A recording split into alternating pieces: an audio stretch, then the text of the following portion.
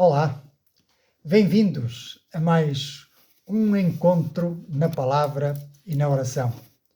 E a minha oração é que a Igreja possa ser edificada com esta mensagem e que seja também, ao mesmo tempo, um convite para aqueles que ainda não abraçaram a fé a fazê-lo o mais breve possível, porque não sabemos o dia nem a hora em que o Senhor virá novamente para dar prémio aos seus, mas também para dar castigo, juízo, condenação àqueles que não são dele. Isto é um alerta que deve estar sempre presente nas nossas mentes. Ao meditar no capítulo 15 de Atos, tem aqui algumas nuances que causam debates, até inclusivamente entre crentes, e às vezes até lançam uma certa confusão para aqueles que nos ouvem falar acerca de Cristo e do seu Evangelho. Uma das questões que podemos levantar é se Pedro foi quem foi chamado para evangelizar os gentios ou se é Paulo. Em primeiro lugar, a palavra gentios significa todos aqueles que não são judeus. Os judeus chamam aos outros povos gentios. A Bíblia também é assim que os designa. Gentios são, portanto, todos os outros povos que não são judeus.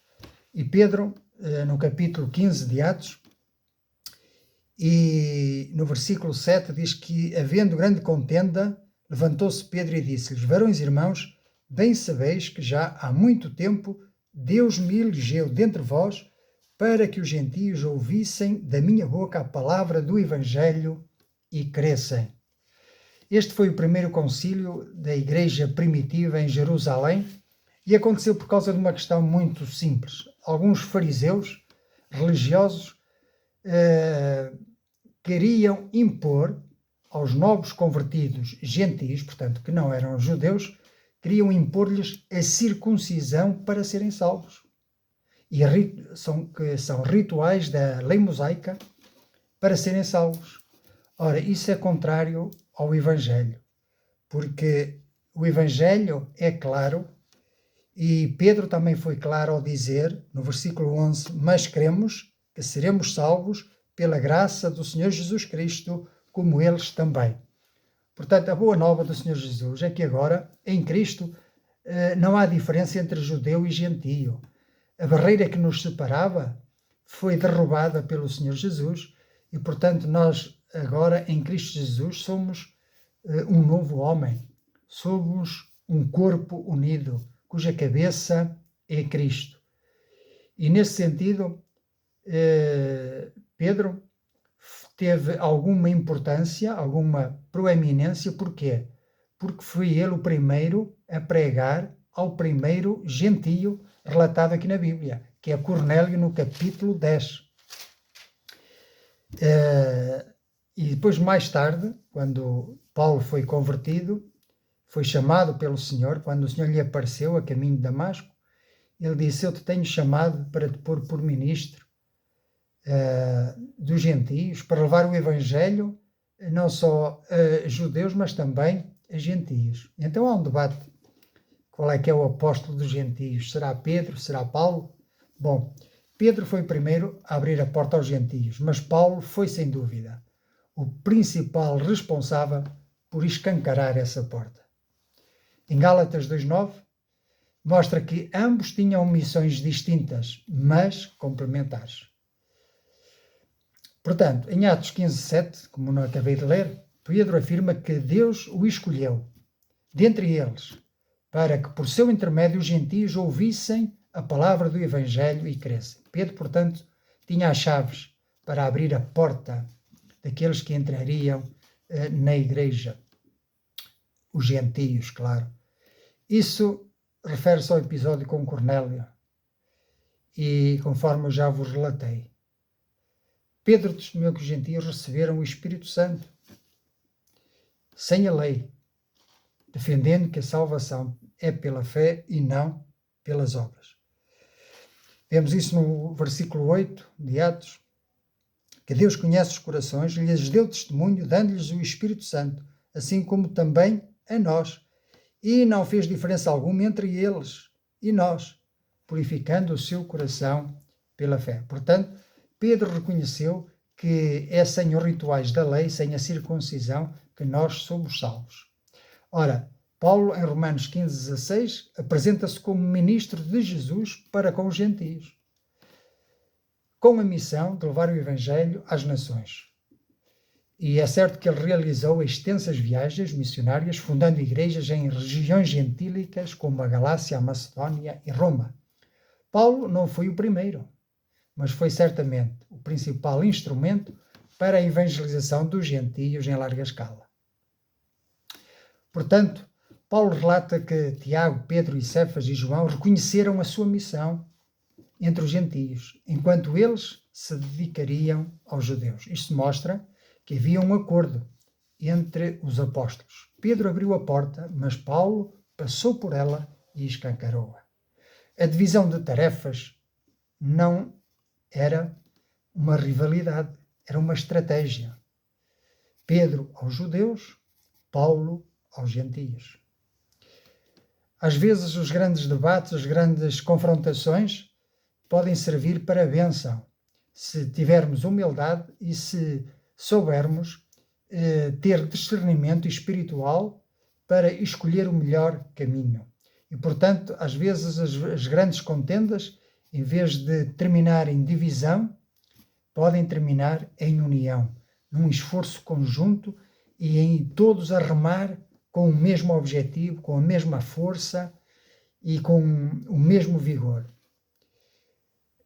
Então Pedro abriu a porta com Cornélio e defendeu a inclusão dos gentios sem a lei.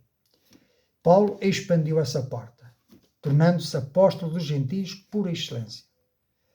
Então nós vemos que ambos tinham papéis distintos, mas harmoniosos na missão universal da Igreja. Este é um primeiro assunto que divide alguns cristãos, mas que poderia simplesmente uni-los e não colocá-los de costas voltadas uns com os outros. E em sequência disto, poderíamos também perguntar, então se Pedro foi para os judeus, Paulo foi para os gentios, será que estamos na presença de evangelhos diferentes? Afinal, quantos evangelhos existem? Qual é o verdadeiro? Pois, eu entendo que o evangelho é só um. Os destinatários do evangelho é que são diferentes. Paulo foi aos gentios, com o evangelho da graça certamente, e Pedro foi aos judeus, com o mesmo evangelho da graça certamente. Paulo expressou em Romanos 2:16, aliás, e em 2 Timóteo 2:8, usou uma expressão muito forte e diz, segundo o meu evangelho. Mas isso não significa que seja um evangelho diferente. É uma forma de afirmar a sua autoridade apostólica e a revelação direta de Cristo que recebeu, como podemos conferir em Gálatas capítulo 1, versículos 11 e 12. Ele não recebeu o evangelho de homens, nem o aprendeu dos apóstolos, mas aprendeu por revelação direta de Jesus Cristo. Portanto, se o autor do evangelho é o mesmo, certamente Jesus não ia ensinar uma coisa a Pedro e outra coisa distinta a Paulo. Porque o autor e o consumador da nossa fé é o mesmo, o Senhor Jesus. Em Gálatas 2, versículos 7 e 9, Paulo explica que foi confiado a ele o evangelho aos incircuncisos, ou seja, aos gentios, enquanto a Pedro foi enviado aos circuncisos, ou seja, os judeus. É a forma da Bíblia se designar a estes povos, e ao povo judeu e às nações. Gentios as nações, judeus os judeus. Isso mostra uma divisão de campo missionário e não uma divisão de doutrina. Ambos pregavam a justificação pela fé, como fica claro aqui em Atos 15, quando Pedro defende que os gentios são salvos pela graça como os judeus. Atos 15, versículo 11. Agora é verdade que surgiu um pequeno reparo da parte de Paulo a Pedro. É verdade. Pedro foi repreendido por Paulo em certa ocasião, que está relatado em Gálatas, capítulo 2, versículos 11 a 14, em que Paulo repreende Pedro por se afastar dos gentios por medo dos judaizantes, dos religiosos. Isso não significa que Pedro pregava outro evangelho, mas que a sua conduta naquele momento contradizia o evangelho que ambos defendiam. Paulo defende a coerência entre fé e prática, especialmente na inclusão dos gentios. Agora, deixem-me fazer aqui um parênteses. Assim deve ser na nossa vida. Deve haver coerência entre aquilo que pregamos, entre aquilo que ensinamos, entre aquilo que queremos e aquilo que vivemos. E temos que ser humildes e saber reconhecer que, como Pedro, nós também, quantas vezes agimos e falamos de maneira contrária àquilo em que queremos e àquilo em que ensinamos. Eu confesso que muitas vezes, não poucas, muitas vezes, caio nessa atitude dupla, numa atitude censurável, da qual eu me arrependo e peço perdão a Deus e que me ajude a continuar em frente, sem olhar para trás, mas a cada dia a melhorar. Em jeito de conclusão, então o Evangelho é um só: salvação pela graça, mediante a fé em Cristo Jesus. Paulo chama de meu Evangelho por causa da revelação pessoal e da missão que lhe foi incumbida entre os gentios. Pedro e Paulo concordam na essência, como foi confirmado no Concílio de Jerusalém em Atos 15, e na destra de comunhão, conforme relatado em Gálatas 2:9. Estes são alguns temas que nos levantam o capítulo 15 e que servem para a nossa meditação. Devemos aprender com os erros do passado e não repeti-los. Agora, que fazer então com os gentios? Tiago levanta-se no meio do concílio, a partir do versículo 13 até ao versículo 21 de Atos 15, Tiago levanta-se e tem um discurso também importantíssimo. Tiago relaciona a conversão dos gentios com a reedificação do tabernáculo de David, ao mostrar que a inclusão dos gentios no povo de Deus cumpre uma antiga profecia sobre a restauração da comunhão entre Deus e toda a humanidade. Então, Tiago diz, no versículo 13, e havendo-se eles calado, tomou Tiago a palavra dizendo: varões e irmãos, ouvi-me. Simão relatou como primeiramente Deus visitou os gentios para tomar deles um povo para o seu nome. Isto concorda com a mensagem do apóstolo Paulo em Efésios, no capítulo 2, em que as barreiras que separavam os judeus e gentios, o muro de separação foi deitado abaixo, foi derribado, para que fosse feito um novo homem em Cristo Jesus, composto de judeus e de gentios. E com isto, continua Tiago, concordam as palavras dos profetas, como está escrito: depois disto voltarei e reedificarei o tabernáculo de David que está caído, levantá-lo-ei das suas ruínas e tornarei a edificá-lo, para que o resto dos homens busque ao Senhor e também todos os gentios sobre os quais o meu nome é invocado, diz o Senhor, que fez todas estas coisas que são conhecidas desde toda a eternidade. Agora, importa perceber porque é que Tiago relaciona a conversão dos gentios com a reedificação do tabernáculo de David e o que é que isto significa.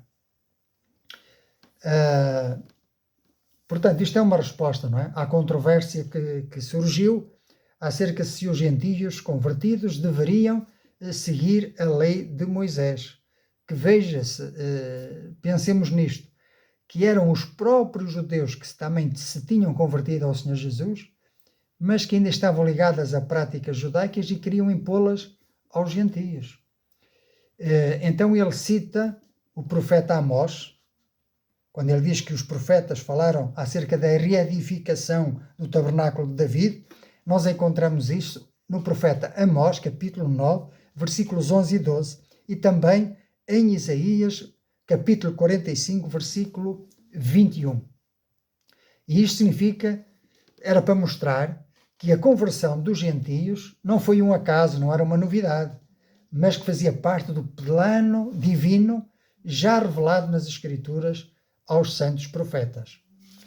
Portanto, Tiago cita a profecia sobre a reedificação do tabernáculo de David, dizendo: depois disso voltarei e reconstruirei a tenda caída de David, para que o restante dos homens busque ao Senhor e todos os gentios sobre os quais tem sido invocado o meu nome. Então o que é isto do tabernáculo de David? O tabernáculo de David simboliza o reino messiânico restaurado. Não é apenas político, mas é também espiritual, centrado em Cristo como descendente de David, pois nós cremos que o Senhor Jesus voltará para reinar sobre este mundo, e será um reinado de 1000 anos sobre a terra, em que ele julgará o mundo com justiça, com equidade. E a restauração tem como propósito incluir os gentios.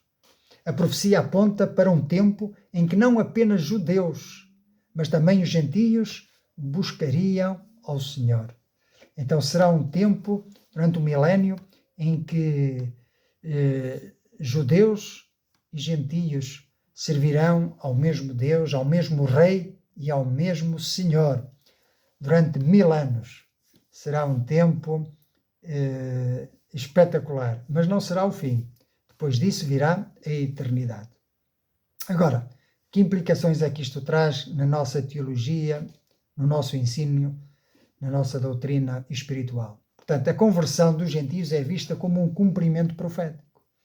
Deus está reunindo um povo para o seu nome entre todas as nações, como já tinha prometido. Tiago conclui que não se deve impor a lei de Moisés aos gentios convertidos, pois a sua aceitação por Deus já está profetizada e confirmada pela ação do Espírito Santo. Como vemos aqui no versículo 19 e 20, não é? Pelo que julgo que não se deve perturbar aqueles dentre os gentios que se convertem a Deus, mas escrever-lhes que se abstenham das contaminações dos ídolos, da prostituição, do que é sufocado e do sangue, porque Moisés, desde os tempos antigos, em cada cidade, tem quem o pregue, a cada sábado. Ele é lido nas sinagogas. Portanto, Tiago reforça que essas obras são conhecidas desde os tempos antigos, mostrando que a missão entre os gentios não é uma inovação, mas faz parte do plano de Deus.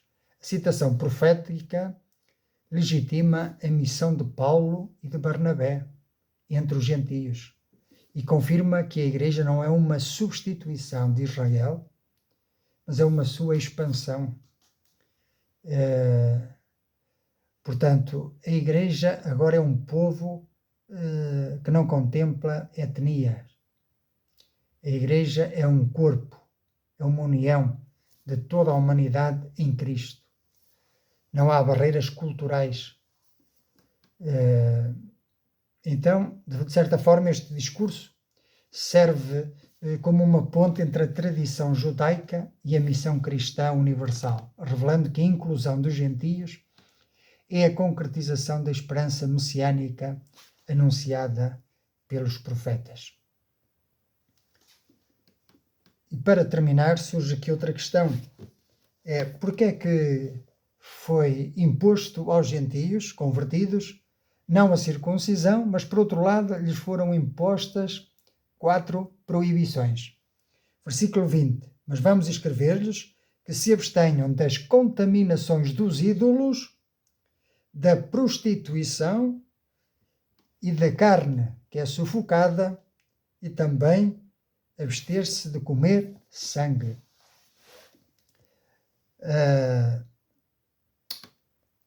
Estas leis têm a ver com a aliança que Deus estabeleceu com Noé. Isto vem antes da lei de Moisés, já vem desde os tempos de Noé. Portanto, estas exigências não equivalem à imposição da lei mosaica completa. São apenas alguns pontos, mas visam facilitar a convivência entre judeus e gentios convertidos, evitando escândalos e promovendo a comunhão. Isto tem então uma relação com a aliança noética, que é feita por Deus com Noé, após o dilúvio, e que esse relato encontra-se em Gênesis 9, e que inclui a proibição de não comer sangue, porque é símbolo da vida. Por outro lado, também o sangue é o símbolo do preço que foi pago pela nossa redenção. É o sangue de Cristo que foi derramado. Pelo sangue nós temos perdão dos pecados, redenção, libertação. A nossa dívida foi paga pelo sangue. Portanto, é esse respeito, é esse simbolismo que ele tem para nós e devemos ter essa reverência.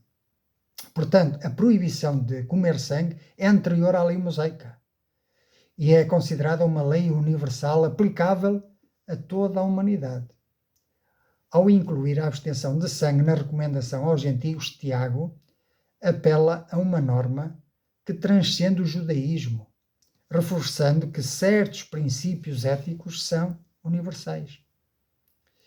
A proposta de Tiago apresenta uma solução que é uma flexibilização da lei de Moisés. Os gentios não são obrigados a seguir toda a lei cerimonial, como circuncisão ou regras alimentares detalhadas, mas em vez disso são convidados a respeitar algumas normas. E essas normas incluíam as que nós vimos acima, não é? Abster-se da idolatria. Isto quer dizer que Yahvé é o único Deus e não há outro. Abster-se da prostituição, ou seja, devemos manter a nossa linhagem pura.